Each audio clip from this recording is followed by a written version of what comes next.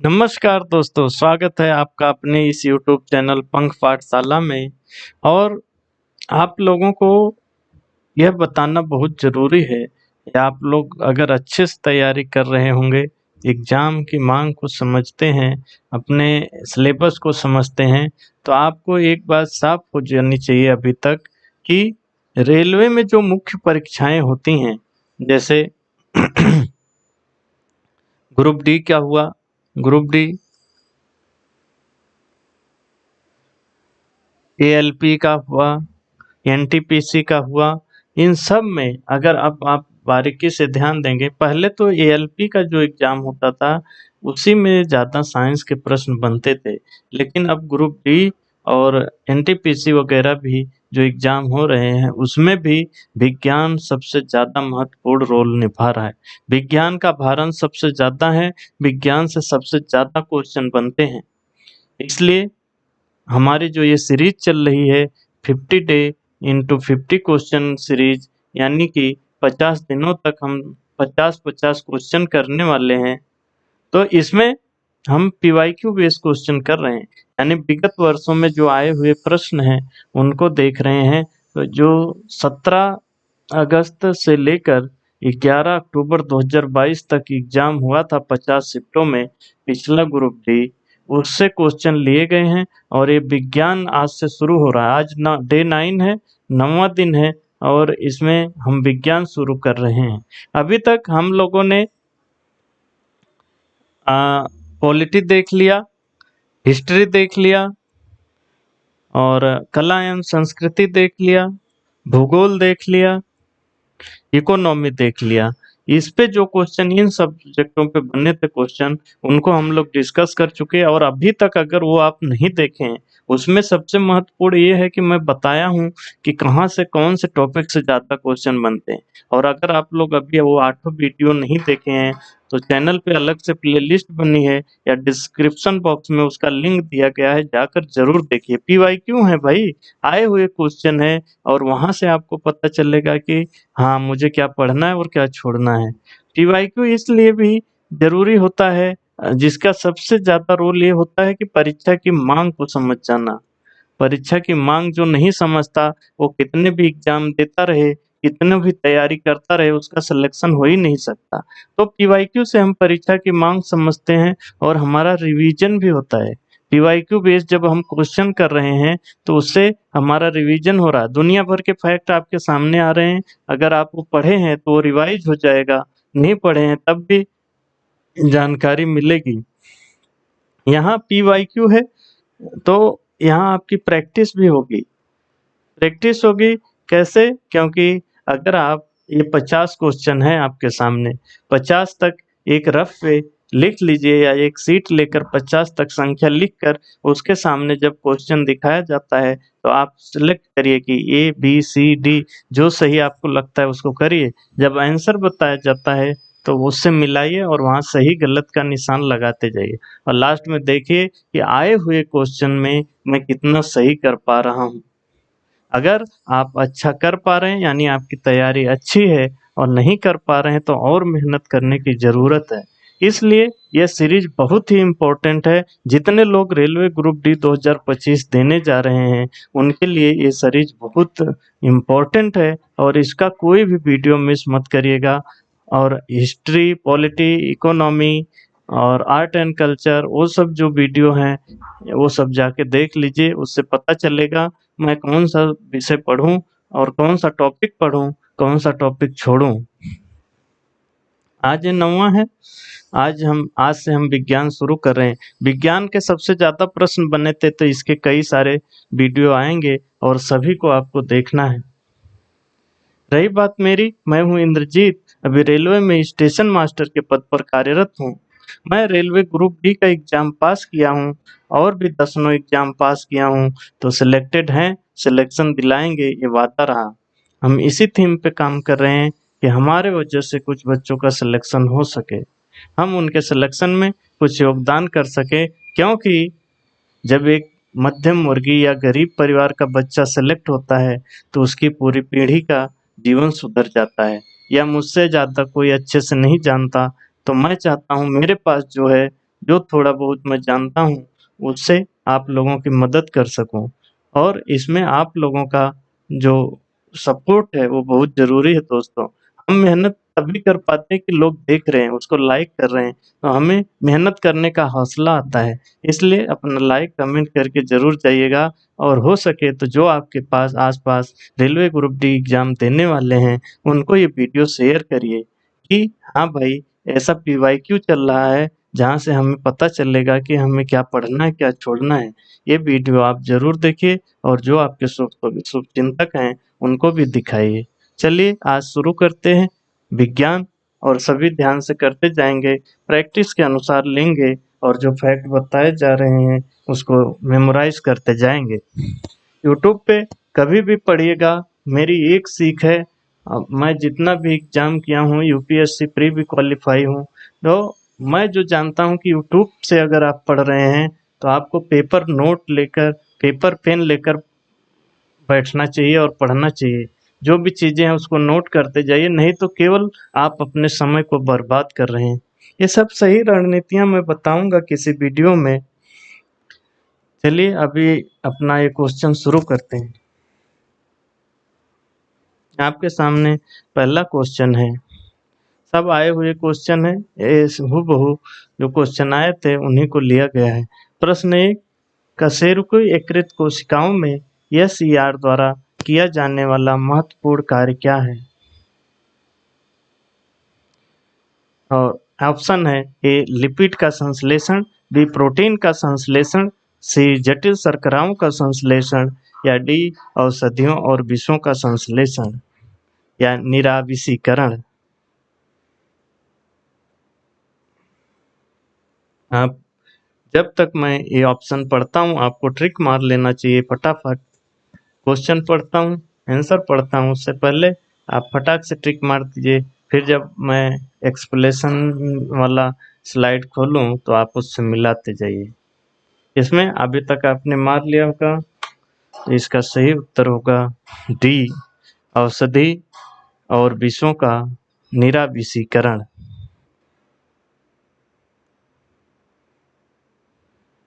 औषधि और विषों का निराविषीकरण। अच्छा, कशेरुकी यकृत कोशिकाएं जो होती हैं उसमें एसईआर द्वारा किए जाने वाला महत्वपूर्ण क्या है? इस एसईआर क्या है? Smooth endoplasmic reticulum. Smooth endoplasmic reticulum इसका मतलब होता है या फुल फॉर्म होता है, और इसका काम होता है औषधियों और विषाक्त जो पदार्थ हैं, दवाएं, विषाक्त पदार्थों को चयापचय यानी मेटाबोलाइज करके शरीर से बाहर निकाल देने में ये मदद करता है एसईआर। अब यह क्वेश्चन कहीं बन जाए। अच्छा ध्यान रखना, रेलवे ग्रुप डी में बहुत क्वेश्चन रिपीट होते हैं, तो इसलिए आपको सारे क्वेश्चन ध्यान रखने हैं। यही क्वेश्चन बन गया तो आपका गलत नहीं होना चाहिए। प्रश्न दूसरा करेंगे सभी लोग। एक धुएं से भरे कमरे में प्रवेश करने पर प्रकाश की एक बारीक किरण इसमें से किसके कारण दिखाई देती है? किस कारण से वो बारीक किरण जो प्रकाश की आती है धुएं से भरे कमरे में वो दिखाई देती है? प्रकाश का अपवर्तन, प्रकाश का वर्ण विक्षेपण या सी प्रकाश का परावर्तन या डी प्रकाश का प्रकीर्णन। प्रकाश का प्रकीर्णन किसके द्वारा वो किरण हमें धुएं से भरे कमरे में दिखाई देती है? अभी तक आप लगा लिए होंगे, आसान क्वेश्चन है। इसमें सही होगा डी प्रकाश का प्रकीर्णन। प्रकाश के प्रकीर्णन के कारण ही धुएं से भरे कमरे में जो बारीक किरण आती है वो हमें दिखाई देती है। प्रकाश का प्रकीर्णन मतलब होता है प्रकाश का बिखरना।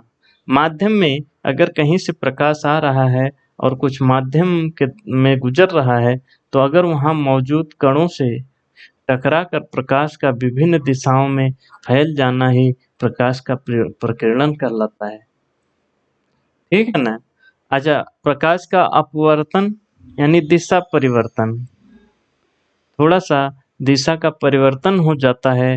यह चीज, इसका उदाहरण आप जो ग्लास में सिक्का होता है उससे देख सकते हैं।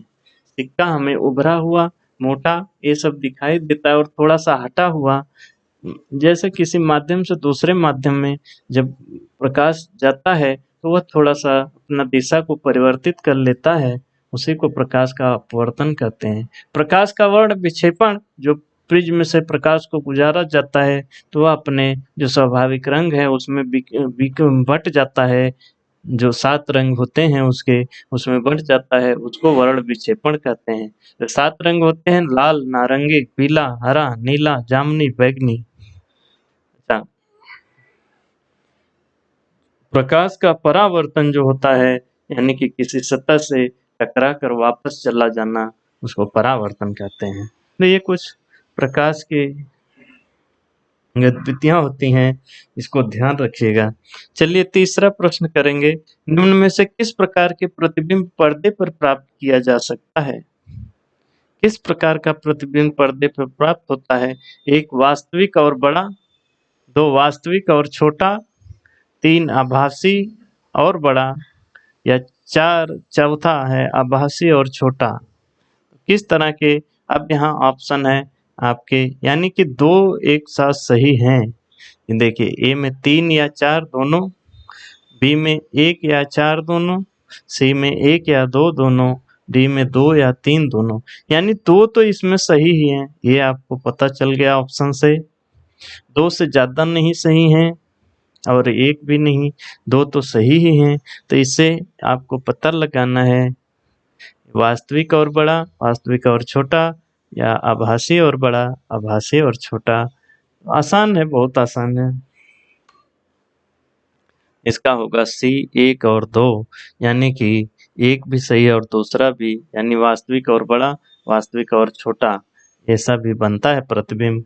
सिनेमा का पर्दा इसका महत्वपूर्ण उदाहरण है, क्योंकि सिनेमा में आप छोटा भी बना पर्दे पर दिखा सकते हैं और बड़ा भी दिखा सकते हैं, और वह प्रतिबिंब भी वास्तविक होता है, क्योंकि सिनेमा हम देखते हैं तो हमें लगता है वास्तविक में वैसी चीजें हमारे सामने चल रही हैं। ठीक है ना? पर्दे पर प्राप्त किए जाने वाले प्रतिबिंब को वास्तविक प्रतिबिंब कहते हैं। अरे, जो पर्दे पर प्राप्त हो सकता है उसी को ही वास्तविक प्रतिबिंब कहते हैं। वास्तविक प्रतिबिंब की यही परिभाषा ही है। यह तब बनता है जब किसी वस्तु से आने वाली प्रकाश की किरणें किसी लेंस या दर्पण से परावर्तित होकर किसी बिंदु पर मिलती हैं। समझ में आ रहा है? यह तब बनता है जब किसी वस्तु से आने वाली प्रकाश की किरणें, कोई वस्तु रखी है, वहां से होकर प्रकाश की किरणें आ रही हैं और सामने किसी लेंस या दर्पण से परावर्तित होकर किसी बिंदु पर मिल रही हैं, तब वहां बनता है वास्तविक प्रतिबिंब। अच्छा, उत्तल दर्पण और अभिसारी लेंस वास्तविक प्रतिबिंब बना सकते हैं। यानी उत्तल दर्पण और अभिसारी लेंस अगर हैं तो यही वास्तविक प्रतिबिंब बना पाते हैं। ठीक है, इनका ही उपयोग किया जाता है सिनेमा घरों में। अगला चौथा प्रश्न करेंगे। गोलीय दर्पण के मुख्य अक्ष पर स्थित होता है। गोलीय दर्पण होता है उसके मुख्य अक्ष पर क्या क्या स्थित होता है? यह दर्पण पर अभिलंब होता है, यानी मुख्य अक्ष दर्पण पर अभिलंब होता है, या दूसरा, आपतन बिंदु हमेशा मुख्य अक्ष पर स्थित होता है। आपतन बिंदु हमेशा मुख्य अक्ष पर स्थित होता है। तीसरा है मुख्य फोकस हमेशा मुख्य अक्ष पर स्थित होता है। तो इनमें से मुख्य अक्ष पर स्थित क्या होता है, उसके हिसाब से आपको यहाँ सही करना है कि ए केवल 2 सही है, बी केवल 1 और 3 दोनों सही हैं, सी 1 और 2 दोनों सही है, या डी केवल 1 सही है।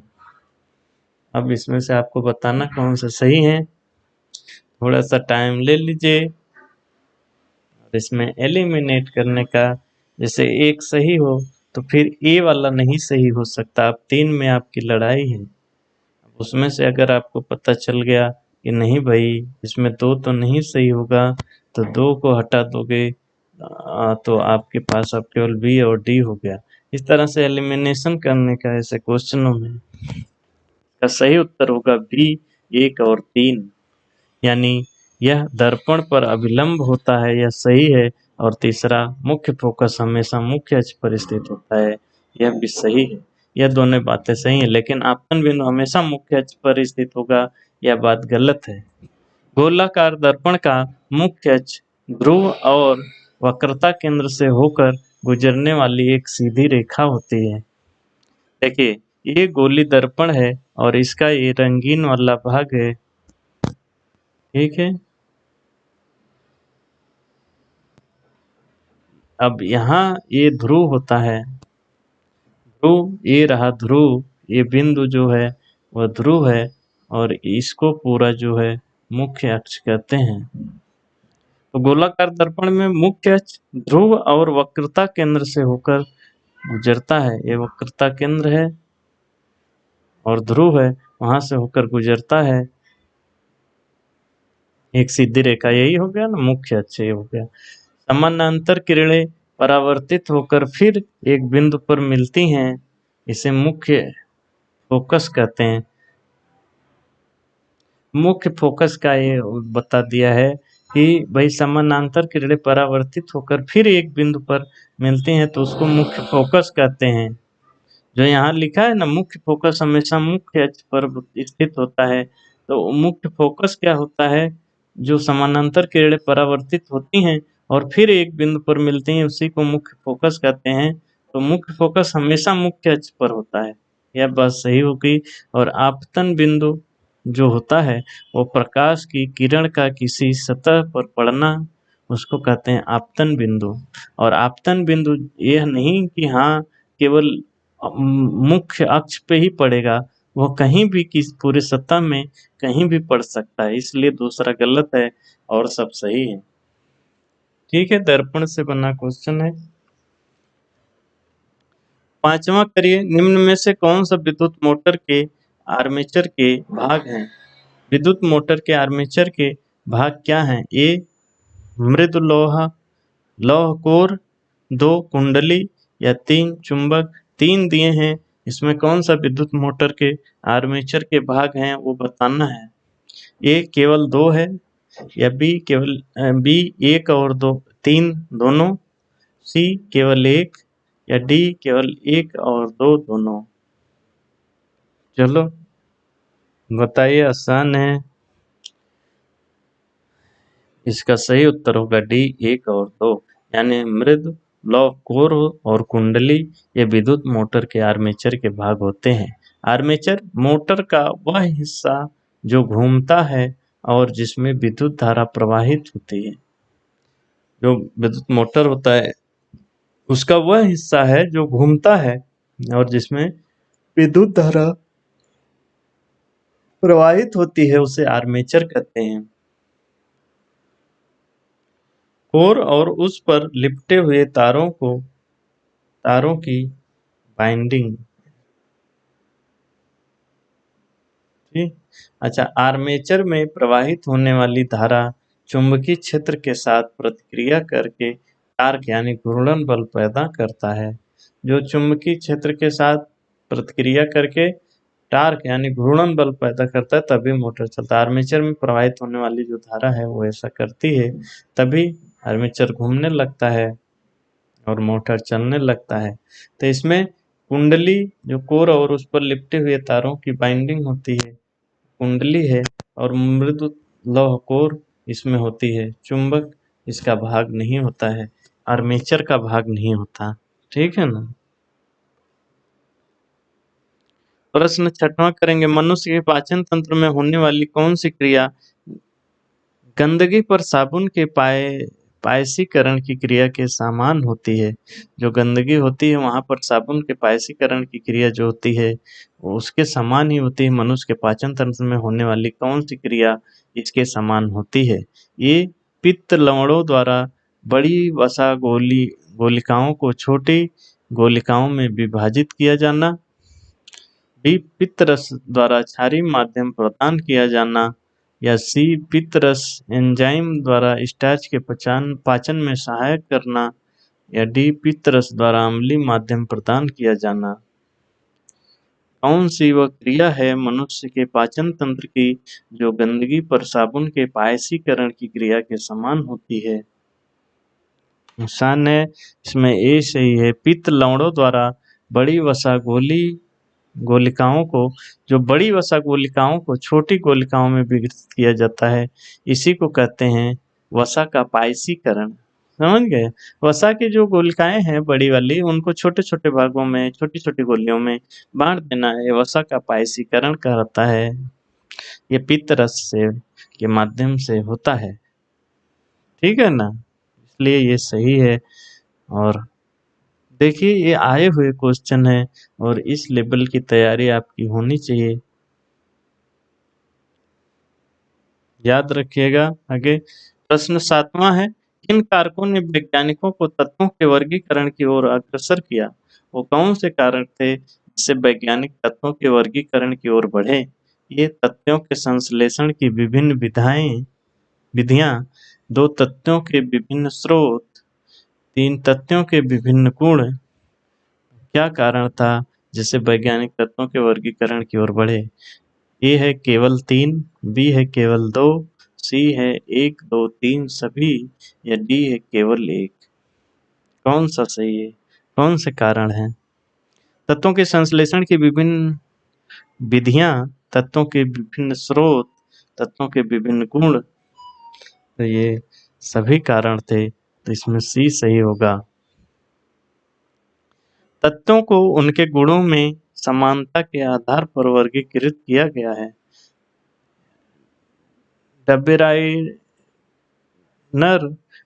डबेनाइरर ने तथ्यों को त्रिक समूह में बांटा है। त्रिक समूह का नियम डबेराइटर ने दिया है, याद रखिएगा, बहुत पूछता है। और न्यूलैंड्स ने अपघटन का नियम दिया था। अपघटक का नियम जो है न्यूलैंड्स ने दिया था, ये भी याद रखिएगा। मेंडलीव या मेंडलीफ कहते हैं, ने तथ्यों को उनके परमाणु द्रव्यमान के बढ़ते क्रम में और उनके रासायनिक गुणों के अनुसार व्यवस्थित किया था। इसका भी बहुत पूछता है। जो उनके परमाणु द्रव्यमान के बढ़ते क्रम में और उनके रासायनिक गुणों के अनुसार व्यवस्थित किया, वो मेंडलीव थे। ये इन लोगों का नाम और उनके काम एकदम रट डालिएगा, बहुत बार बार पूछता है। देखो, मेंडलीव बन गया मेंडलीव, या मेंडलीफ भी कहते हैं। मेंडलीफ के आवर्त नियम के अनुसार इसमें से कौन सा सत्य है? मेंडलीफ जो आवर्त नियम दिया है उसके अनुसार कौन सा सही होगा? ये तथ्यों के गुण धर्म उनके रंग के आवर्ती फलन होते हैं। आवर्ती फलन होता है। तथ्यों के गुण धर्म उनके रंग के आवर्ती फलन होता है। बी, तथ्यों के गुण धर्म उनके परमाणु क्रमांकों के आवर्ती फलन होता है। परमाणु क्रमांकों के आवर्ती फलन। सी, तथ्यों के गुणधर्म उनके चुंबकीय गुणों के आवर्ती फलन होता है। या डी, तथ्यों के गुणधर्म उनके परमाणु द्रव्यमानों के आवर्ती फलन होता है। अभी पीछे ही डिस्कस किया था, इसके हिसाब से आपका एक क्वेश्चन गलत नहीं होना चाहिए और इसका सही उत्तर है डी, तथ्यों के गुणधर्म उनके परमाणु द्रव्यमानों के आवर्ती फलन होते हैं। मेंडलीफ कहते हैं इनको। जब तथ्यों को उनके बढ़ते हुए परमाणु द्रव्यमानों यानी भारों के क्रम में व्यवस्थित किया जाता है, तो समान गुण वाले तत्व एक निश्चित अंतराल के बाद पुनः प्रकट होते हैं। समझ गए? इसी को कहते हैं तत्वों के गुणधर्म उनके परमाणु द्रव्यमानों के आवर्ती फलन होते हैं। इसका मतलब यही होता है। 9वां बताइए, कॉमन मस्त सवाल, लेंस की क्षमता का एसआई मात्रक। लेंस की क्षमता का एसआई मात्रक बताना है। ए जूल, बी न्यूटन, सी डायोप्टर, या डी मीटर? आसान है, सभी का सही होना चाहिए, तो सी होगा डायोप्टर। एसआई 7 मूल मात्रक हैं। एसआई जो मात्रक होते हैं उनके 7 मूल मात्रक होते हैं। मीटर लंबाई के लिए, किलोग्राम द्रव्यमान के लिए, सेकेंड समय के लिए, एम्पियर विद्युत धारा के लिए, केल्विन तापमान के लिए, मोल पदार्थ की मात्रा के लिए, कैंडेला ज्योति तीव्रता के लिए। 7 मूल मात्रक हैं एसआई के। अच्छा, इधर देखिए जूल दिया है, यहाँ जूल होता है ऊर्जा और कार्य का एसआई मात्रक।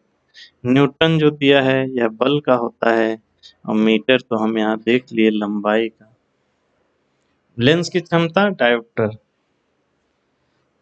प्रश्न 10वां, प्राकृतिक गैस का जलना निम्न में से कौन सी अभिक्रिया है? प्राकृतिक गैस का जलना कौन सी अभिक्रिया है? ए ऊष्माशोषी अभिक्रिया, बी ऊष्माक्षेपी अभिक्रिया, सी प्रतिस्थापन अभिक्रिया, डी अपघटन अभिक्रिया। चलिए, आसान है। प्राकृतिक गैस का जलना बी है ऊष्माक्षेपी अभिक्रिया। कॉमन सेंस है, ऊष्मा निकलती है यानी क्षेपण हो रहा है। ऊष्माक्षेपी अभिक्रिया, जब कोई प्राकृतिक गैस जल रही है तो वहां से ऊष्मा निकलती है, इसलिए उसे ऊष्माक्षेपी अभिक्रिया कहेंगे। 11वां करेंगे सभी लोग। गोलाकार लेंस की वृत्ताकार सीमा रेखा का प्रभारी व्यास कहलाता है। क्या कहलाता है उसका? जो गोलाकार लेंस की वृत्ताकार सीमा रेखा का प्रभारी व्यास क्या कहलाता है? ये छिद्र, बी वक्रता का केंद्र, सी वक्रता के त्रिज्या, या डी फोकस क्या कहलाता है? चलिए, सही उत्तर दीजिए। इसमें होगा ए छिद्र। छिद्र मतलब अपेरचर, अपेरचर कहते हैं, अपेरचर। ठीक है, छिद्र को अपेरचर कहते हैं। यानी गोलाकार लेंस की वृत्ताकार सीमा रेखा का प्रभारी व्यास अपेरचर कहलाता है। अपर्चर, अपर्चर, अपेरचर या अपर्चर कर सकते हैं, कहलाता है। यह प्रकाश की मात्रा को नियंत्रित करता है जो कैमरे में प्रवेश करती हैं। फोटोग्राफी में इसका मुख्य स्थान होता है अपेरचर का, अपर्चर। ठीक है, 12वां करेंगे सभी लोग। मानव रक्त के निर्माण के लिए इनमें से किसकी आवश्यकता होती है? मनुष्य के शारीरिक ढांचे पे बना क्वेश्चन है। मानव रक्त के निर्माण के लिए इसमें से किसकी आवश्यकता होती है? ए तांबा या कॉपर, बी कोबाल्ट, सी लौह या आयरन, या डी निकल, निकिल कर सकते हो। जो भी मानव रक्त के निर्माण में इसमें से किसकी आवश्यकता होती है? बहुत कॉमन है, आप लोगों का सही ही होगा, लौह या आयरन। आयरन हीमोग्लोबिन नामक प्रोटीन का एक महत्वपूर्ण घटक है। यानी हीमोग्लोबिन नाम की जो प्रोटीन होती है उसमें आयरन एक महत्वपूर्ण घटक होता है, जो लाल रक्त कणिकाओं में पाया जाता है और शरीर में ऑक्सीजन ले जाने का काम करता है। हीमोग्लोबिन का वो घटक है, और हीमोग्लोबिन का भी ये समझ लीजिए कि लाल रक्त कणिकाओं में पाई जाती हैं, और ये शरीर में जो ऑक्सीजन है इधर उधर पहुंचाना, शरीर के पूरे अंग तक ऑक्सीजन को पहुंचाना हीमोग्लोबिन का मुख्य काम होता है। 13वां करेंगे। विद्युत परिपथों में विद्युत धारा के प्रवाह के कारण, यहाँ खाली स्थान है, के रूप में हानियां होती हैं। किसके रूप में हानियां होती हैं? विद्युत परिपथों में विद्युत धारा के प्रवाह के कारण किसके रूप में हानियां होती हैं? प्रकाश, बी ध्वनि, सी ध्वनि हानियां, चुंबकीय हानियां, या डी उष्मा की। बहुत कॉमन सेंस से होने वाला सवाल है और सभी का सही होना चाहिए। विद्युत परिपथों में विद्युत धारा के प्रवाह के कारण उष्मा के रूप में, यानी उष्मा की हानि होती है। यह बात हमें सिंपल से कॉमन सेंस से पता होनी चाहिए। 14वां क्वेश्चन करेंगे। श्वास रंध्र निम्नलिखित में से किस प्राणी में पाए जाते हैं? बहुत मस्त क्वेश्चन है, लो आज इसको रट डालिएगा। ए मनुष्य, बी मछली, सी केंचुआ, या डी तिलचट्टा। श्वास रंध्र निम्न में से किस प्राणी में पाए जाते हैं? इसका सही उत्तर होगा, चलिए, डी तिलचट्टा। तिलचट्टा श्वास रंध्र जो होती है इसको स्पाइराइकल कहते हैं। ये छोटे छिद्र होते हैं, खासकर कीड़ों में पाए जाते हैं। कीड़ों में यानी तिलचट्टा, उसमें आ जाएगा कॉकरोच। शरीर के किनारे पर 10 जोड़ी श्वास रंध्र पाए जाते हैं। इसमें से 2 जो होते हैं वो अक्षीय होते हैं और 8 उदरीय होते हैं। ठीक है ना। तो ये कीड़ों में श्वास रंध्र पाया जाता है, याद रखिएगा। स्पाइराइकल। 15वां, निम्न में से कौन सा पादप कोशिका में स्टार्च, प्रोटीन और तेल कणिकाओं का संग्रहण करता है? पादप कोशिका में क्या ऐसा चीज है जो पादप कोशिका में स्टार्च, प्रोटीन और तेल कणिकाओं का संग्रहण करता है? ए जीव द्रव्य, बी वर्ण लवक, सी अवर्णीय लवक, डी हरित लवक। बहुत कॉमन है, मस्त क्वेश्चन बना है, बहुत बार पूछता है। इसमें होगा सी आवरणीय लवक। आवरणीय लवक को ल्यूकोप्लेस्टस कहते हैं और इसमें अच्छा, वर्ण लवक और आवरणीय लवक दो तरह के होते हैं और इसमें क्रोमोप्लास्टस यानी वर्ण लवक क्रोमोप्लास्टस और ल्यूकोप्लास्टस आवरणीय लवक पौधों की कोशिकाओं में पाए जाने वाले लवक हैं। ये जो वर्ण लवक या आवरणीय लवक होते हैं यह पौधों की कोशिकाओं में पाए जाते हैं। वर्ण लवक जो होता है वो रंगीन होता है या फूलों और फलों को रंग प्रदान करता है। जो वर्ण लवक है यानी उसमें वर्ण रंग मिलता है, वो रंगीन है, यह फूलों और फलों को रंग देता है। और आवरणीय लवक जो है ये रंगहीन होते हैं या भोजन के भंडारण में मदद करते हैं। तो स्टार्च, प्रोटीन, तेल ये सब भोजन है और इनके भंडारण में मदद करते हैं। तो जो है यह आवरणीय लवक होते हैं, ल्यूकोप्लेट्स। चलिए 16वां, निम्न में से कौन सा परिवर्तन नहीं है जो यौना आरंभ की शुरुआत का प्रतीक होता है? जब हमारा यौवन आरंभ होता है यानी हम जवान होने लगते हैं, प्रारंभिक समय जो होता है उसमें कौन सा परिवर्तन नहीं होता है वो बताना है। ए आवाज में परिवर्तन, यह होता है कि नहीं, अगर नहीं होता है तब सही होगा। बी लंबाई में अचानक वृद्धि, सी नाखूनों की वृद्धि या डी शरीरों के आकार में परिवर्तन। में कौन सा यौनारंभ की शुरुआत का प्रतीक नहीं है वो बताना है। बहुत आसान है, आप महसूस किए होंगे। नाखूनों की वृद्धि या हमेशा होने वाली प्रक्रिया है। ये केवल आप जब जवान हो रहे होते हैं, किशोरावस्था से जवानी की तरफ निकल रहे होते हैं, तो उसी समय ये नहीं होता है, या तो जीवन भर होने वाली प्रक्रिया है। इसलिए इसी हमारा सही होगा। रहा आवाज में परिवर्तन, जब हम यौना आरंभ होता है तो वहाँ आवाज हमारी परिवर्तित होने लगती है। अचानक लंबाई में भी वृद्धि हो जाती है और शरीर के आकार में भी परिवर्तन होता है। प्रश्न 17वां, कौन सी कोशिकाएं विषाक्त पदार्थों में और औषधियों के जहरीले प्रभाव को खत्म कर देता है? जो कोशिकाओं में विषाक्त पदार्थ है, औषधियां हैं, उनके जहरीले प्रभाव को खत्म करने का काम क्या करता है? A ribosome, B mitochondria, C Golgi काय या डी अंतद्रवी जालिका। अंतद्रवी जालिका कौन सा होगा? इसमें होगा डी अंतर्द्रवी जालिका। इसकी खोज पोर्टर ने की थी। यह झिल्ली युक्त नलिकाओं से बना तंत्र होता है जो कोशिकी कंकाल के रूप में संपूर्ण कोशिकाओं में फैले होती है।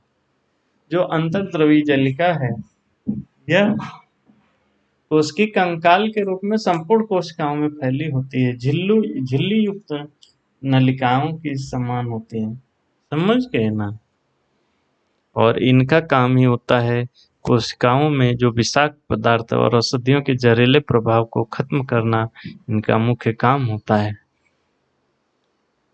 18वां करिए, आवर्त सारणी में सबसे अधिक विद्युत ऋणात्मक तत्व है?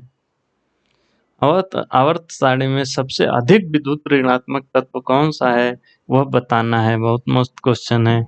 A oxygen, B chlorine, C fluorine, D nitrogen.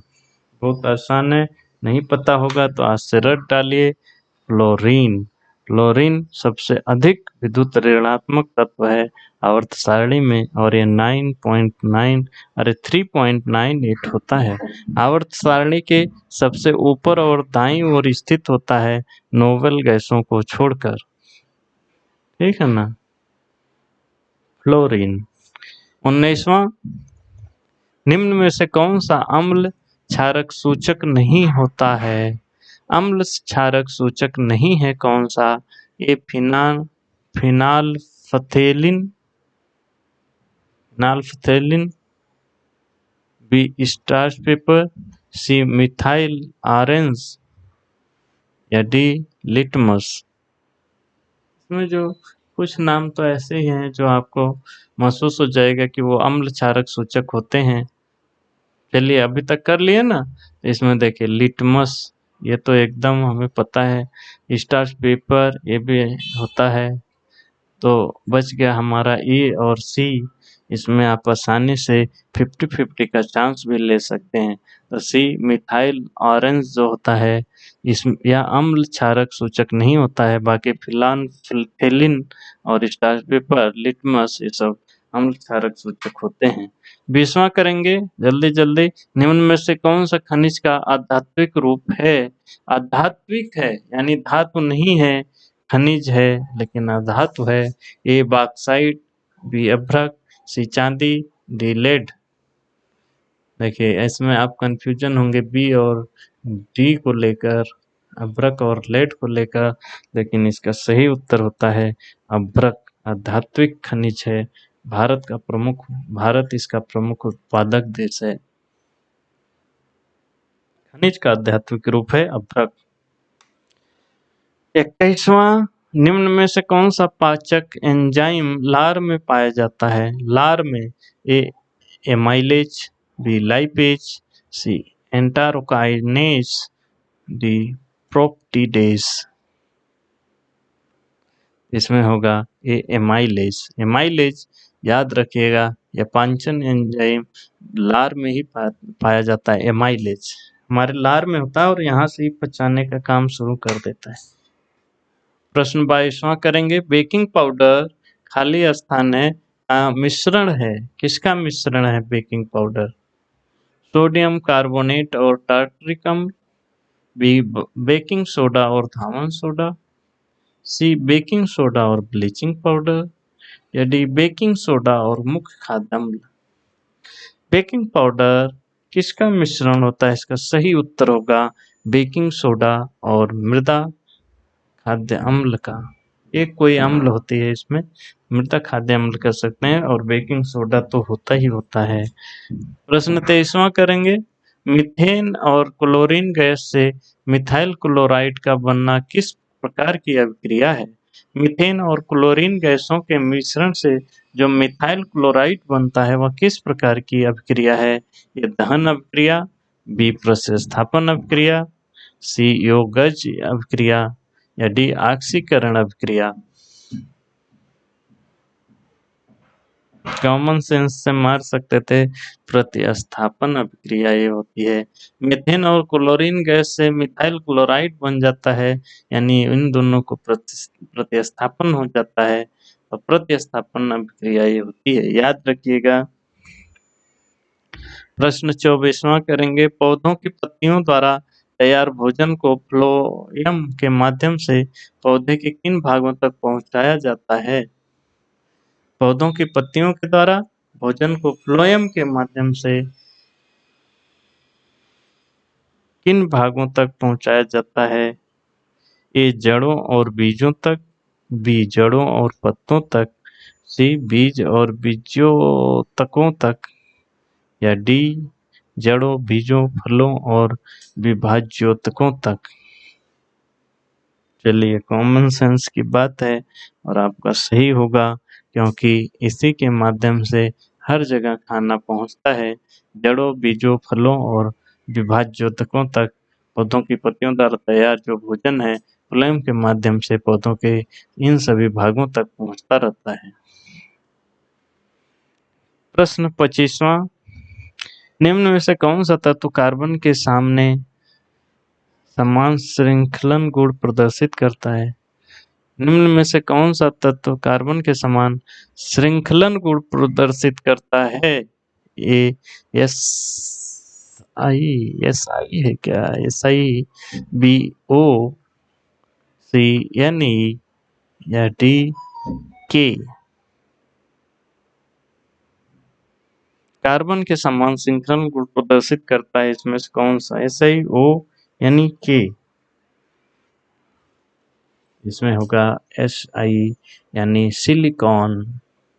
जो सिलिकॉन होती है यह उपधातु होती है, उपधातु, और आवर्त सारणी में 14वें स्थान पर होती है। सिलिकॉन ही वह तत्व है जो कार्बन के समान श्रृंखलन को प्रदर्शित करता है और यह उपधातु है और आवर्त सारणी के 14वें स्थान पर है।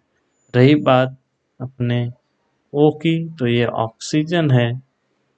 वो मतलब ऑक्सीजन या अधातु है, आवर्त सारणी के 8वें स्थान पर होती है।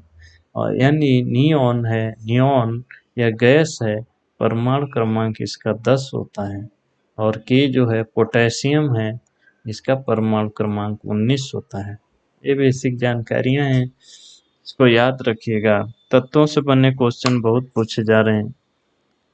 प्रश्न 26वां है, जब हम समूह में नीचे की ओर जाते हैं तो क्षारीय ऑक्साइड के निर्माण की प्रवृत्ति कैसी होती है? जब हम समूह में नीचे की ओर जाते हैं तो क्षारीय ऑक्साइड के निर्माण की प्रवृत्ति कैसी है? ए घटती है, बी बढ़ती है, सी नियत रहती है या डी पहले बढ़ती है फिर घटती है? जब समूह में नीचे की ओर जाते हैं तो क्षारीय ऑक्साइड के निर्माण की प्रवृत्ति, इसमें सही उत्तर होगा बी, बढ़ती है। जब हम समूह में नीचे की ओर जाते हैं तो क्षारीय ऑक्साइड के निर्माण की प्रवृत्ति बढ़ जाती है, याद रखिएगा।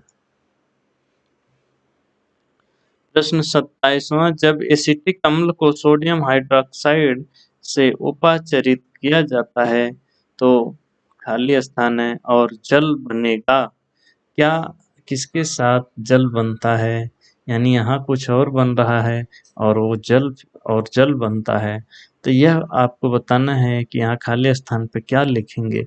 ये एसिटिक अम्ल को सोडियम हाइड्रोक्साइड से उपाचरित किया जाता है तो क्या बनता है? A sodium bicarbonate, B lactic अम्ल, सी सोडियम एसिटिक या डी सोडियम कार्बोनेट?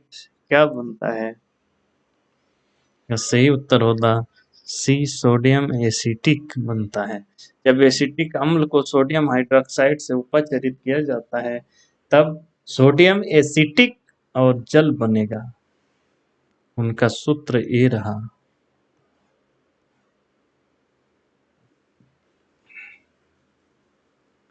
प्रश्न 28, जल की कठोरता फिर खाली स्थान है। प्रश्न 28, जल की कठोरता खाली स्थान का उपयोग करके दूर की जा सकती है। यानी जल की कठोरता किसका उपयोग करके दूर की जा सकती है? ये साधारण नमक, बी धावन सोडा, सी विनेगर, डी POP? आसान है बहुत, तो इसमें होगा धावन सोडा। धावन सोडा है वो जल की कठोरता को दूर कर देता है, इसका यही तो मुख्य काम है। इसको सोडियम कार्बोनेट कहा जाता है, यानी 2CO3। प्रश्न 29वां, कौन सा तत्व ना तो धातु है और नहीं अधातु है? यानी वो धातु भी नहीं है और अधातु भी नहीं है, वह बताना है। इंटरेस्टिंग है। ए Mg, बी PCAI या डी GE? MgPAL या GE? ना तो धातु है ना अधातु है, तो इसमें होगा जर्मेनियम, GE। जर्मेनियम, इसका परमाणु क्रमांक 32 होता है।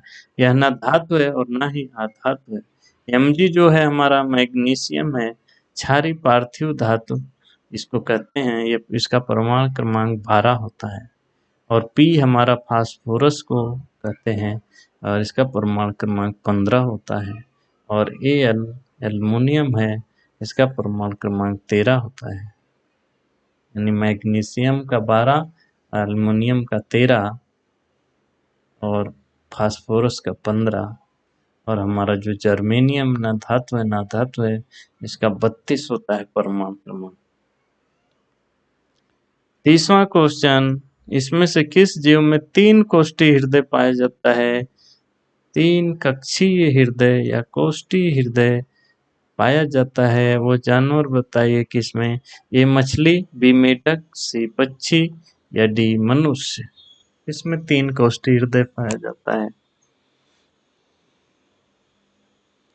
चलिए, बहुत आसान था। बी मेढक, इसमें 2 आलिंद और 1 निलय होते हैं, यानी 3 कक्षी होता है।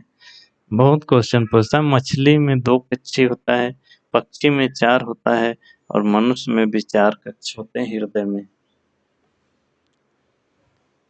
प्रश्न 31वां है, किस मोटर की कुंडली में धारा की दिशा व्युत्क्रम होती है? धारा की दिशा जो है व्युत्क्रम हो जाती है मोटर की, किस मोटर की कुंडली में? ए विभक्त वलय, बी सर्पी विलय, सी धुरी यानी एक्सल और डी ब्रश। इस मोटर की कुंडली में धारा की दिशा व्युत्क्रम होती है। विभक्त विलय, याद रखिएगा, विभक्त विलय। 32वां है, किसी चालक के प्रतिरोध पर उसकी खाली स्थान का कोई प्रभाव नहीं पड़ता। किसी चालक के प्रतिरोध पर किस चीज का कोई भी प्रभाव नहीं पड़ता? ए मोटाई, बी तापमान, सी लंबाई, डी आकृति। आसान है, सभी का सही होगा डी आकृति। यानी किसी चालक के प्रतिरोध पर उसकी आकृति का कोई प्रभाव नहीं पड़ता है। बाकी मोटाई, तापमान, लंबाई, इन सब का प्रभाव पड़ता ही है। 35वां मस्त क्वेश्चन के एग्जाम में पूछता है, चिप्स के ऑक्सीकरण को रोकने के लिए प्रयुक्त गैस है, कौन सी गैस प्रयुक्त की जाती है? A oxygen, B nitrogen, C hydrogen, D argon. किसी का गलत नहीं होना चाहिए ये प्लीज। और ये बहुत बार पूछा हुआ क्वेश्चन है, पिछली बार भी पूछा था, तभी यहाँ डिस्कस हो रहा है। इसमें बी है नाइट्रोजन। चिप्स में ऑक्सीकरण को रोकने के लिए जो नाइट्रोजन गैस का उपयोग किया जाता है।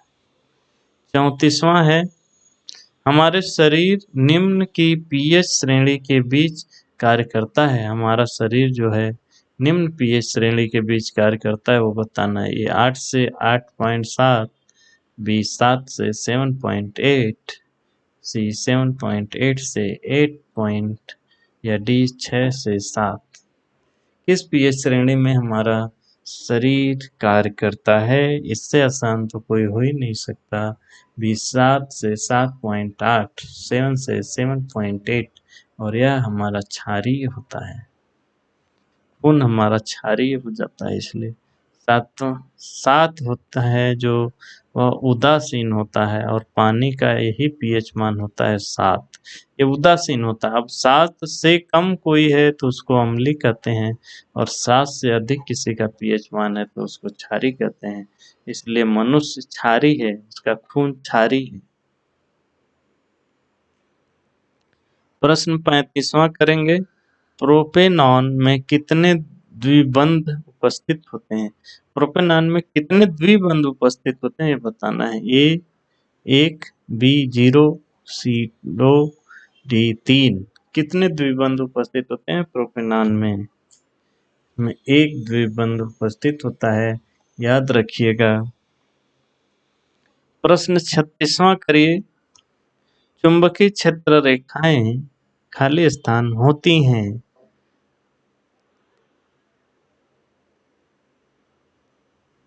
ये बंद वक्र, बी बिंदु, सी खुले पास या डी सीधी रेखाएं? चुंबकीय क्षेत्र की रेखाएं कैसी होती? बंद वृत्त होती हैं भैया। इसमें ए सही होगा, बंद वृत्त। याद रखिए, चुंबकीय क्षेत्र की रेखाएं बंद वृत्त। प्रश्न 37वां, एक वयस्क मनुष्य के मुंह में केवल कृंतक होते हैं। केवल, यहाँ खाली स्थान है। कितने कृंतक होते हैं? कृंतक, कृंतक जो दांत होते हैं हमारे, उसमें से एक होता है कृंतक। तो वह कितने होते हैं हमारे मुंह में? मनुष्य के मुंह में, स्वस्थ मनुष्य या वयस्क मनुष्य के मुंह में कृंतक कितने होते हैं, वो बताना है। ये 12, बी 8, सी 10, डी 4। आसान है, दांतों का वर्गीकरण आपको पता ही होगा। बी 8। एक वयस्क मनुष्य के मुंह में केवल 8 कृंतक होते हैं। इनको इंसाइजर भी कहते हैं। ये 8 होते हैं। भोजनों को काटना और कुतरना इनका मुख्य काम होता है। ये याद रखिएगा, बहुत इंपॉर्टेंट है, स्लाइड है, आपको याद ही रखना पड़ेगा। ये जो इंसाइजर होते हैं यानी कृंतक, वो भोजनों को काटना और कुतरने के काम आते हैं और इनकी संख्या होती है कुल 8। उसके जस्ट बाजू में कैनाइन होता है, यानी रदनक उसको कहते हैं, रदनक। यह भोजन को फाड़ने का काम करता है और यह 4 होते हैं, 2 नीचे और 2 ऊपर, कुल 4 होते हैं जिनको कैनाइन कहते हैं, रदनक। इनके पीछे प्रीमोलर्स होते हैं जिसको अग्रचर्वणक कहते हैं, अग्रचर्वणक, प्रीमोलर। ये भोजन को चबाना और पीसने का काम करते हैं और इनकी संख्या भी कुल 8 होती है। फिर होते हैं चावरणक यानी मोलर, या उसके पीछे जो अचवरणक है ना, प्री मोलर, उसके पीछे चावरणक होता है, मोलर सबसे लास्ट में। भोजन को पूरी तरह से चबाना और पीसना इनका काम होता है, चवरणक का, मोलर का। और इनकी संख्या होती है 12, यानी ये सबसे ज्यादा होते हैं। तो आज के बाद आपको दांत के बारे में कोई क्वेश्चन गलत नहीं होना चाहिए। प्रश्न 38 करिए, दाएं हाथ के अंगूठे के नियम के अनुसार, खाली स्थान है, धारा की दिशा को निरूपित करता है। क्या धारा की दिशा को निरूपित करता है दाएं हाथ के अंगूठे के नियम के अनुसार? बहुत मस्त क्वेश्चन है, कई बार पूछा है, 2022 में ही। कनिष्क का, बी तर्जनी, सी मध्यमा, डी अंगूठा। इसका सही उत्तर होगा अंगूठा धारा की दिशा में होता है। मैक्सवेल का नियम है, इसको मैक्सवेल का जो है कि कॉर्कस्क्रू नियम भी कहते हैं।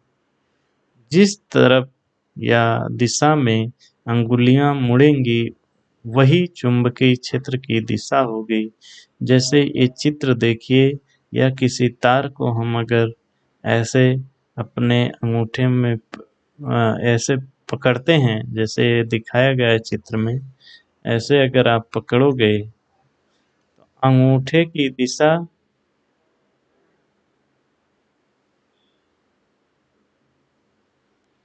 जिस तरफ धारा प्रवाहित हो रही उस तरफ अगर अंगूठे को आप रखते हैं, तो जब उसके बाद उंगलियां जैसे मुड़ रही हैं, जैसे ये वामावर्त मुड़ रही है इधर, ऐसे ऐसे मुड़ रही है ना, ऐसे, तो चुंबकीय क्षेत्र की दिशा भी ऐसी ही होगी।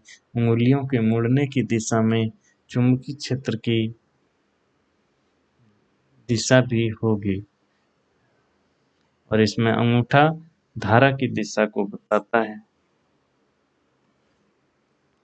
39वां करेंगे, धातुओं के मामले में आदर्श अपशिष्ट निपटान विधि कौन सी है? धातुओं के मामले में पुनः उपयोग, पुनर्चक्रण, सी कंपोस्ट बनाना, या डी भस्मीकरण। अरे भाई, धातुओं का कौन सा कंपोस्ट बनाओगे, या धातुओं को जला के क्या करना है, भस्म नहीं करना है। तो 2 तो ऐसे ही डिलीट हो गया। अब दो में आप 50-50 का चांस ले सकते हैं। इसमें होगा बी, पुनर्चक्रण, रिसाइकलिंग, इसको पुनः उपयोग के लिए संसाधित करना।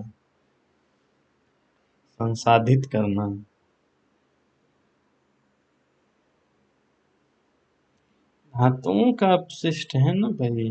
जैसे अब लोहे की बहुत सामानें जो अपशिष्ट हो गई, अब वो उपयोग की नहीं है, लेकिन उसको हम गला कर उसकी कोई नई चीज बना सकते हैं, खिड़की कुछ भी बना सकते हैं। तो इसी को कहते हैं पुनः उपयोग के लिए संसाधित संसाधित करना, रिसाइकलिंग करना, यही सबसे उपयुक्त तरीका होता है धातुओं के मामले में। प्रश्न 40वां करेंगे, निम्न में से कौन सा पशु जनित नाइट्रोजनी अपशिष्ट उत्पाद नहीं है? नाइट्रोजनी नहीं है, पशु जनित है लेकिन नाइट्रोजनी नहीं है। ये यूरिक अम्ल, बी अमोनिया, सी लैक्टिक अम्ल, डी यूरिया। बहुत मस्त है, आप ऐसे गैस कर सकते हो, थोड़ा भी विज्ञान जानते हैं तो यूरिक अम्ल यानी यूरिया जैसी भी चीजें हो गई, उसमें नाइट्रोजन रहेगा ही, अमोनिया में होता ही है, तो लैक्टिक अम्ल ही बच जाता है। तो इसलिए सी इसका सही उत्तर होगा, लैक्टिक अम्ल। इसको कार्बनिक अम्ल भी कहते हैं, C3H6O3 का सूत्र होता है। यह दुर्बल अम्ल होती है, मांसपेशियों में ऊर्जा उत्पादन के दौरान बनता है। यह मांसपेशियों में ऊर्जा उत्पादन के दौरान ही बनता है। किण्वन की प्रक्रिया में भी पाया जाता है लैक्टिक अम्ल। 41वां करेंगे, प्राकृतिक रूप से कितने तत्व पाए जाते हैं? मस्त क्वेश्चन है, इसी का गलत नहीं होना चाहिए। ए 93, बी 95, सी 94 या डी 92। बहुत आसान क्वेश्चन है और मिलाइए अब, सी सही है इसमें। जबकि कुल ज्ञात तत्वों की संख्या 118 है। इसमें प्राकृतिक रूप से 94 ही मिलते हैं। 42वां है, खाली स्थान, फिर कैल्शियम सल्फेट हेमीहाइड्रेट है। क्या कैल्शियम सल्फेट हेमीहाइड्रेट है? इसमें से बताना। ए प्लास्टर ऑफ पेरिस, बी अनबुझा चूना, सी चूना पत्थर या डी जिप्सम। क्या इसमें से कैल्शियम सल्फेट हेमीहाइड्रेट है? प्लास्टर ऑफ पेरिस, इसका सूत्र होता है CaSO4.1/2H2O। प्लास्टर ऑफ पेरिस, यह कैल्शियम सल्फेट हेमीहाइड्रेट है। अच्छा, अनबुझा चूना को कैल्शियम ऑक्साइड कहते हैं, CaO। चूना पत्थर को कैल्शियम कार्बोनेट कहते हैं, CaCO3। और जिप्सम को कैल्शियम सल्फेट डाइहाइड्रेट कहते हैं। यहाँ डाइहाइड्रेट होता है, इसका सूत्र होता है CaSO4.2H2O। इसको गर्म करके ही POP प्राप्त किया जाता है, यानी प्लास्टर ऑफ पेरिस जिप्सम से ही प्राप्त किया जाता है। 43वां करिए सभी लोग, प्रोटीन के अमीनो अम्ल में जटिल कार्बोहाइड्रेट के ग्लूकोज में, अच्छा, प्रोटीन को अमीनो अम्ल में, जटिल कार्बोहाइड्रेट के को ग्लूकोज में, और वसा अम्लों और ग्लिसरॉल में अंतिम रूपांतरण के लिए जिम्मेदार एंजाइम कहाँ या किस में उपस्थित होती है? अच्छा, उस एंजाइम का नाम बताना है, और वो नाम नहीं, वो कहाँ पे उपस्थित होती है वो एंजाइम जो प्रोटीन को अमीनो अम्ल में, जटिल कार्बोहाइड्रेट को ग्लूकोज में, और वसा अम्लों और ग्लिसरॉल में अंतिम रूप से रूपांतरित करता है। वह एंजाइम कहाँ उपस्थित होता है, ये बताना है। ये पित्त रस में, बी आंत्र रस में, सी जठर रस में या डी अग्नाशयी रस में। चलिए बताइए, इसका होगा बी आंत्र रस में। सही है ना? ये अपना आंत्र रस में जो ये वो एंजाइम पाया जाता है जो प्रोटीन को अमीनो अम्ल में, जटिल कार्बोहाइड्रेट को ग्लूकोज में और वसा के वसा अम्लों और ग्लिसरॉल में अंतिम रूप से रूपांतरण के लिए जिम्मेदार होता है, आंतरस में पाया जाता है। प्रश्न 44वां, इनमें से कौन सा कार्बन यौगिक बायोगैस और कंप्रेस्ड नेचुरल गैस का प्रमुख घटक है? कौन सा कार्बन यौगिक है जो बायोगैस और कंप्रेस्ड नेचुरल गैस का प्रमुख घटक है, यानी मुख्य रोल उसी का है? A methane, B butane, A ethane, D propane. इसमें किसी का गलत नहीं होगा क्योंकि एक ही एक है, वो होता है मीथेन। मीथेन एक ऐसा कार्बन यौगिक है जो बायोगैस और कंप्रेस्ड नेचुरल गैस दोनों में मुख्य घटक के रूप में होता है। 45वां, जब रात के समय धूल भरी सड़क पर कोई कार गुजर रही हो तो हेडलाइट से प्रकाश पुंज का पथ प्रभाव के स्पष्ट रूप से दिखाई देता है। इस प्रभाव के कारण हेडलाइट से प्रकाश पुंज का पथ स्पष्ट रूप से दिखाई देता है धूल से भरी सड़क पर जब कोई कार गुजरती है तो। ये प्रकीर्णन, विवर्ण विक्षेपण, सी आवर्तन, डी निमज्जन में होगा प्रकीर्णन। जहाँ भी धूल भरी या धुआं भरी ऐसा कुछ आ जाए और प्रकाश की बात आ जाए, वो वहाँ पे ज्यादातर मामले में प्रकीर्णन ही सही होता है। सही है। प्रश्न 46वां करिए, फलों में मुख्यतः कौन सा हार्मोन प्रचुर मात्रा में पाया जाता है? फलों में जो हार्मोन प्रचुर मात्रा में मिलता है वो बताना है। ये जिबेरेलिन, बी ऑक्सिन, सी साइटोकाइनिन या डी एब्रिसिसिक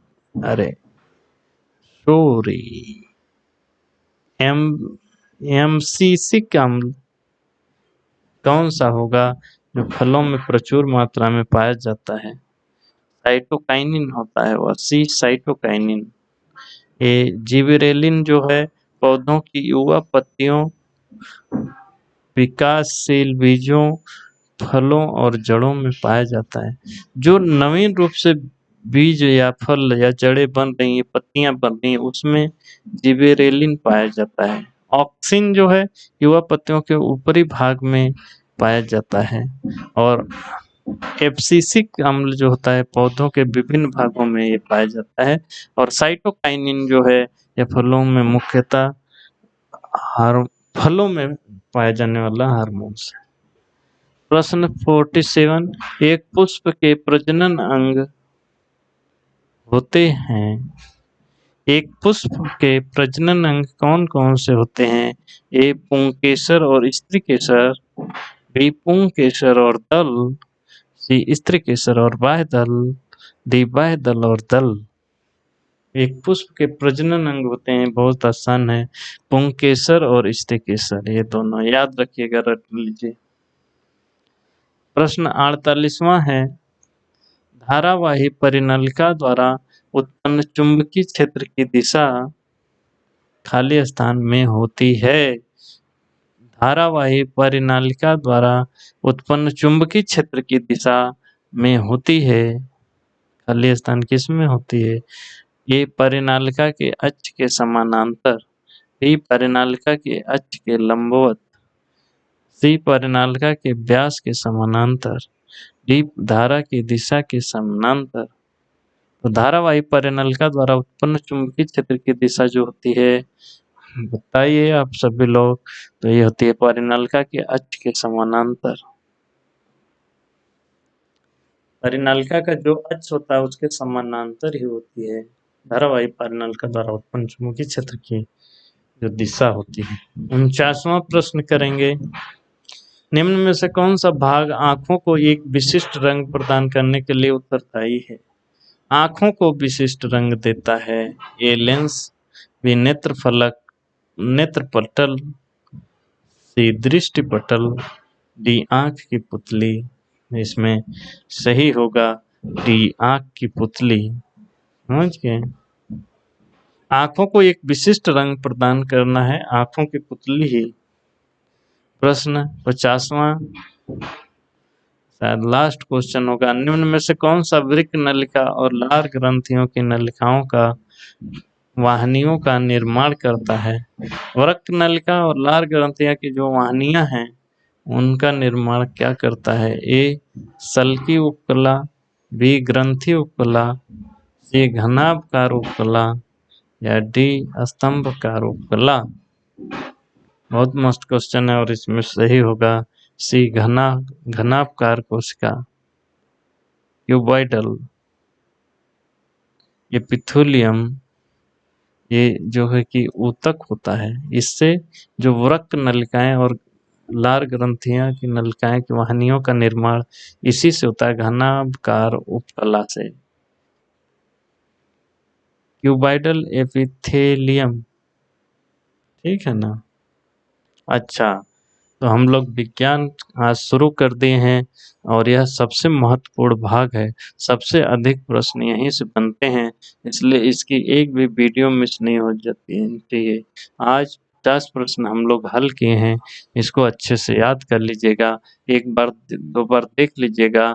अगर बैकग्राउंड विज्ञान नहीं है, विज्ञान अच्छे से पढ़ाई नहीं हुई है, ये चीज़ें थोड़ा टफ लगती हैं, नए शब्द होते हैं, दिक्कत होती है, लेकिन आप बस ध्यान से देखिए, 2-3 बार देखिए, फिर वो ऐसा क्वेश्चन बने। विज्ञान में देखो ग्रुप डी है ये कोई, तो ग्रुप डी में विज्ञान से वही क्वेश्चन रिपीट होते हैं बार बार। तो इन चीज़ों को आप देखते रहेंगे, 2-3 बार देखेंगे तो ध्यान में बस जाएगा। हमें वैज्ञानिक नहीं बनना है, बस ग्रुप डी का एग्जाम पास करना है।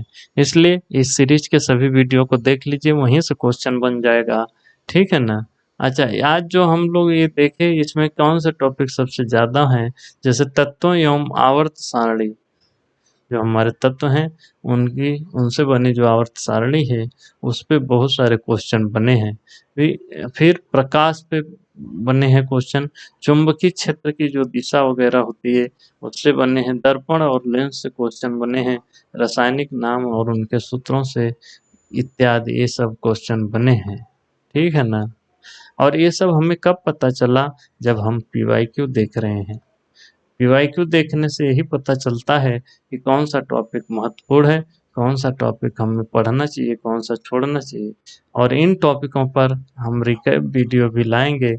तो अगर आप रिकैप प्रोग्राम से नहीं जुड़े हैं तो उसका भी लिंक डिस्क्रिप्शन बॉक्स में दिया गया है। वहाँ हम सबसे महत्वपूर्ण टॉपिकों का रिकैप करवा रहे हैं, रिवीजन। फटाफट जो टॉपिक महत्वपूर्ण हैं, उनमें जो महत्वपूर्ण बिंदु हैं उनको हम फटाफट रिकैप करवाते हैं। तो रिकैप वीडियो भी आपके लिए रामबाण है, उसमें पॉलिटी का रिकैप चल रहा है, उसे जाकर जरूर देखिए और सभी वीडियो को देखिए टाइम निकाल के। विज्ञान का सफर शुरू है तो इसको देखते रहिएगा। रही पीडीएफ की बात, पीडीएफ हमारे टेलीग्राम चैनल पंख पाठशाला पे डाल दी जाती है, और अगर अभी आप उस पे नहीं जुड़े हैं तो जाकर जुड़ जाइए, क्योंकि पीडीएफ रहती है तो लास्ट में परीक्षा का जब 1-2 दिन बचता है तो हम उस समय इतनी बड़ी-बड़ी वीडियो नहीं देख सकते, लेकिन हम पीडीएफ 5 से 10 मिनट में रिवाइज करके अपने सभी तथ्यों को ताज़ा कर लेंगे और हमारा कन्फ्यूजन नहीं होगा। और कोई भी वीडियो मिस नहीं होनी चाहिए, क्योंकि ये पीवाईक्यू है। अगर आप पीवाईक्यू देखकर नहीं जाते हैं तो आप अपने पैर में कुल्हाड़ी खुद से मार रहे हैं। पीवाईक्यू मत छोड़िएगा, थोड़ा समय निकाल कर वीडियो जरूर देखा करिए।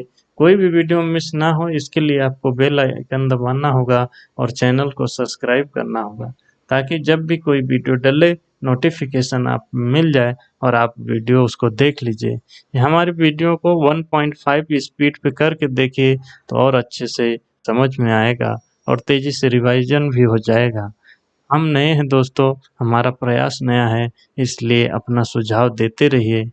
हम आपके सुझाव के अनुसार आगे बढ़ेंगे और हमारा हौसला बढ़ाइए, क्योंकि जब आप लाइक करते हैं, कमेंट करते हैं, शेयर करते हैं तो हमें हौसला मिलता है। हमें लगता है लोग देख रहे हैं, हमें और अच्छा काम करना चाहिए और अच्छा मटेरियल देना चाहिए, ताकि सिलेक्शन आपका हो पाए।